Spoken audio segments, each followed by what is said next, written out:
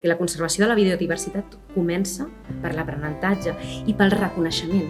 Només el fet de saber que existeix la diferència és el primer pas per conservar.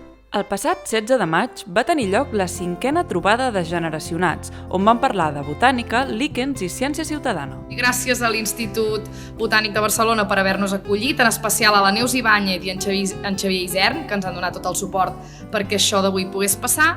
Els alumnes del Centre López Vicuña de Barcelona van poder gaudir d'una interessant conversa entre el botànic Xavier Llimona, que ens va explicar la increïble natura dels líquens, la col·laboració entre un fong que ha anat evolucionant en forma de líquen i una alga. I la biòloga Laura Force. Els líquens no són gaire coneguts.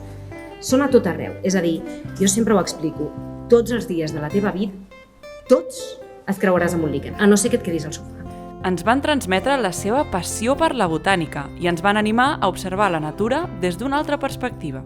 La lupa per nosaltres és essencial, a més, en activitats que expliques a algú que no ha vist mai a través d'una lupa, no? Que són només 10 augments, que és poca cosa, però bueno, canvies el món, no? Ara la traurà. Ara la traurà, evidentment. Bé, un biòleg sortir al carrer sense una lupa és com si sortís amb calçotets. Una biodiversitat fascinant a l'abast de tothom, que podem ajudar a conservar a través de la ciència ciutadana. La ciència ciutadana és una manera de fer recerca, no? Respon a la ciència oberta i respon a una democratització de la ciència. És convenient realment la col·laboració dels naturalistes aficionats per arribar a completar aquests mapes.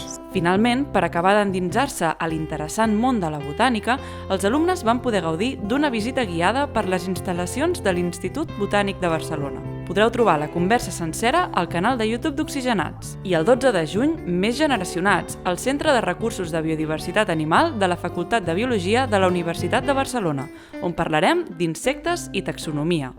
Fins aviat!